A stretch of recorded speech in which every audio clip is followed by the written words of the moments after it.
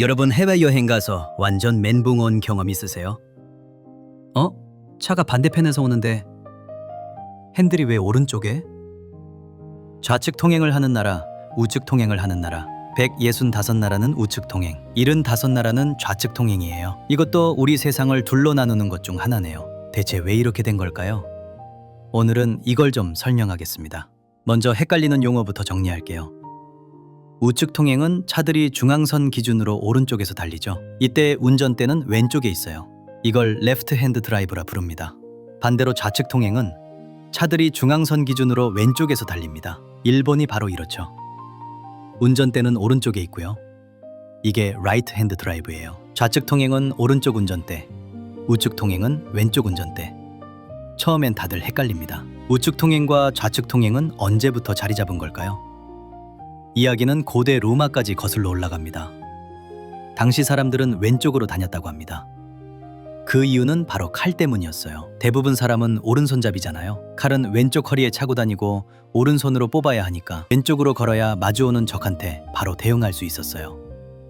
일본 사무라이들도 똑같은 이유였대요. 칼집끼리 서로 부딪히지 않으려고 왼쪽으로 다녔다는 거죠. 이건 중세 유럽에서도 마찬가지였죠.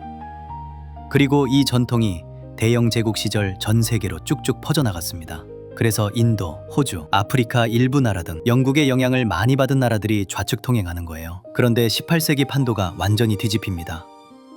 무대는 신대륙 미국이었습니다. 당시 미국에는 이 거대한 코네스토가 마차가 유행했어요. 근데 이게 왜 중요한데? 마부들도 대부분 오른손잡이니까 오른손으로 채찍을 휘둘렀거든요.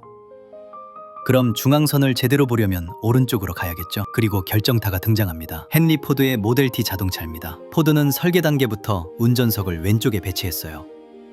이 모델 T 자동차를 대량 생산하면서 미국에서는 우측 통행이 완전히 굳어진 거죠. 한편 유럽에서는 프랑스 혁명이 일어납니다. 평등 선언은 제1조의 내용이었습니다. 나폴레옹은 정복지마다 군대를 일부러 오른쪽으로 행진하도록 했어요. 당시 귀족들이 좌측 통행을 했기에 반대로 한 거죠. 재미있는 건 영국은 프랑스랑 라이벌이라고 우린 절대 안 바꿔 하면서 더더욱 좌측 통행을 고수했다는 거죠. 그럼 우리나라는 어땠을까요? 원래 조선시대에는 우측 통행이었대요. 그런데 1921년 일제가 강제로 좌측 통행으로 바꿔버렸어요. 일본의 좌측 통행 전통을 우리한테도 강요한 거죠. 그러다가 광복 후 1946년에 미군정이 들어오면서 차량만 다시 우측 통행으로 바뀝니다. 하지만 사람들은 계속 왼쪽으로 걸었어요.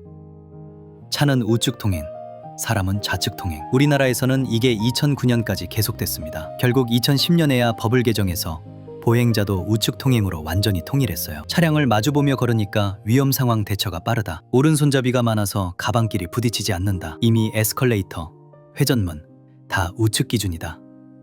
당시 이런 설명을 하였죠. 그래서 우측 통행 스티커 붙어 있구나. 그런데 한 가지 예외가 있어요. 인도가 없는 길에서는 안전을 위해 차량과 마주보며 걸어야 하니까 좌측으로 걸어야 해요.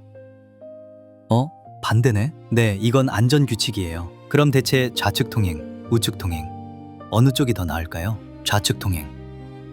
그러니까 오른쪽 자리에 핸들이 있으면 중앙선 시야가 좋고 오른손으로 핸들 조작하니까 편하다고 해요. 하지만 추월할 때 시야가 막히고 글로벌 스탠다드가 아니라 이 기준으로 차를 만들기 애매해요. 우측 통행일 경우 기어 변속 같은 작업에 편하고 전 세계 대부분이 이 방식이라 호환성이 높아요. 하지만 시야가 좀 조수석 승객 내릴 때 위험할 수 있어요. 결론은 뭐가 딱 좋다 할 순 없어요. 그래서 한 번 정하면 바꾸기가 엄청 어렵습니다. 그런데 스웨덴에서는 이걸 1967년에 좌측에서 우측으로 바꿨어요. 다겐 H라고 불리는 이 날을 위해 4년간 국민들 교육하고 엄청난 돈 쏟아부었대요. 하지만 실제 좌측 통행에서 우측 통행으로 바꾼 첫날, 길거리는 그냥 아수라장이 된 거예요. 철도에서도 진행 방향이 있습니다. 철도는 자동차와 달리 좌측 통행이에요. 일제 강점기 때 들여온 영국식 표준을 아직 쓰고 있거든요. 반면 지하철은 현대에 만들어져서 우측 통행이죠. 재미있는 건 서울 지하철 1호선은 철도 운행 방향을 따라 좌측 통행이에요. 2호선부터 만들어진 모든 지하철은 우측 통행인데 말이죠. 자, 정리해 볼까요? 좌측 통행은 칼과 말의 시대에서 시작됐고 우측 통행은 마차와 자동차 혁명이 만들어낸 거였어요. 지금도 세계는 좌측 통행, 우측 통행 이렇게 나뉘어 있지만 어느 쪽이 더 좋다고 할 수는 없습니다.